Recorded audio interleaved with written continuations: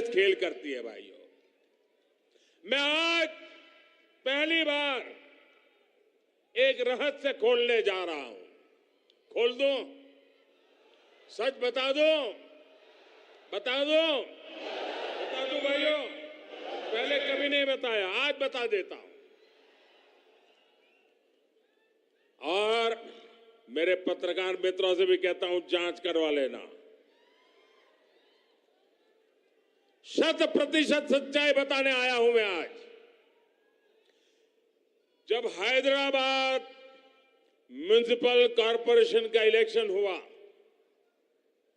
Bharatiya Janata party 40-45 सीटें जीत करके आ गई।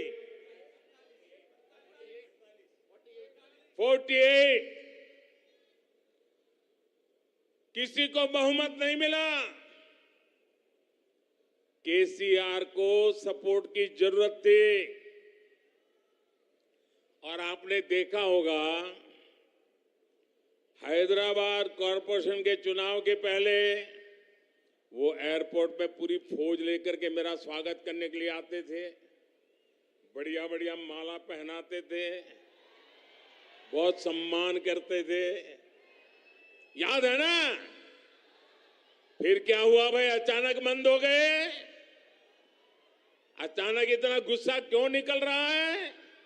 इसका कारण यह है कि हैदराबाद के चुनाव के बाद, ये भी तारीख चेक कर ले मीडिया वाले, वो दिल्ली मुझे मिलने आए, बहुत बढ़िया मुझे शाल उड़ाई, बहुत मुझे आदर किया और इतना प्यार दिखाया, इतना प्यार दिखाया, ये केसीआर के कैरेक्टर में ही नहीं है। और फिर मुझे कहने लगे कि आपके नेतृत्व में देश प्रगति कर रहा है, हम भी एनडीए का हिस्सा बनना चाहते हैं, आप हमें एनडीए में शामिल कर दीजिए। मैंने कहा आगे क्या? बोले हैदराबाद में म्युनिसिपल कॉरपोरेशन में हमारी मदद कर दीजिए। मैंने केसीआर को कहा, आपके कारनामे ऐसे हैं, मोदी आपके साथ जुड़ नहीं सकता है। हैदराबाद में हमें विपक्ष में बैठना पड़ेगा तो बैठेंगे। केसीआर की सरकार हमारे कार्यकर्ताओं पर जुल्म करेगी तो जुल्म सहेंगे, लेकिन हम तेलंगाना की जनता से दगा नहीं कर सकते हैं। भले तेलंगाना की जनता ने हैदराबाद में हमें पूर्ण बहुमत दे दिया, लेकिन 48 सीट भी तेलंगाना का भाग्य बदलने की शुरुआत है।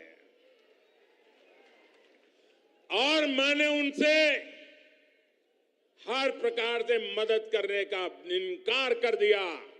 उनको एनडीए में एंट्री देने से इनकार कर दिया। उसके बाद उनका दिमाग फटका। फिर तो वो भांति भांति से दूर भागने रहे। मैं भ्रष्टाचार के सवाल पूछने लगा, फिर एक बार दोबारा आए। वो मुझे कह रहे हैं कि मोदी जी, मैंने बहुत काम कर लिया, अब मैं सारा कारोबार केटीआर को दे देना चाहता हूं। मैं एक बार केटीआर को भेजूंगा, आप जरा उसको आशीर्वाद दे देना। ये उन्होंने मुझे कहा। मैंने कहा, केसीआर, ये लोकतंत्र है, तुम कौन होते हो बेटे को राजगादी दे? तुम राजा महाराजा हो क्या? क्या तुम राजा महाराजा हो क्या? अरे तेलंगाना की जनता तय करेगी किसको बिठाना है, किसको नहीं बिठाना है। बस वो दिन आखिरी था। उसके बाद एक बार भी वो मेरे से आंखें नहीं मिला पा रहे। मेरा परछाया भी देखने की हिम्मत नहीं बची उनकी। आप देखा, अभी मैं सरकारी कार्यक्रम करके आया, कोई भ्रष्टाचारी मेरे बगल में बैठ करके मेरा ताप सहन नहीं कर सकता है, इसलिए भाग रहे हैं ये। मेरे परिवारजनों, कांग्रेस ने अब एक नई बात शुरू की है। ये तो मैंने केसीआर का पुराण बताया। अब कांग्रेस ने सत्ता भूख के लिए, सत्ता हथियाने के लिए एक नई भाषा बोलना शुरू किया है, नई बातें बोलना शुरू किया है। आजकल क्या कह रहे हैं? जितनी आबादी उतना हक। मैं जरा पूछना चाहता हूं कि जिन्होंने इनको वाक्य लिख करके दिया है, उसने सोचा है क्या? जब तुम कह रहे हो तो कांग्रेस की मूलभूत नीतियों पर ही सवाल खड़ा कर रहे हो।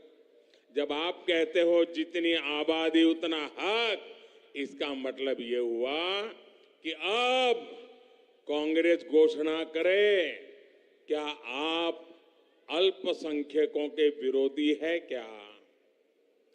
कांग्रेस स्पष्ट करे, आप दक्षिण भारत के विरोधी है क्या?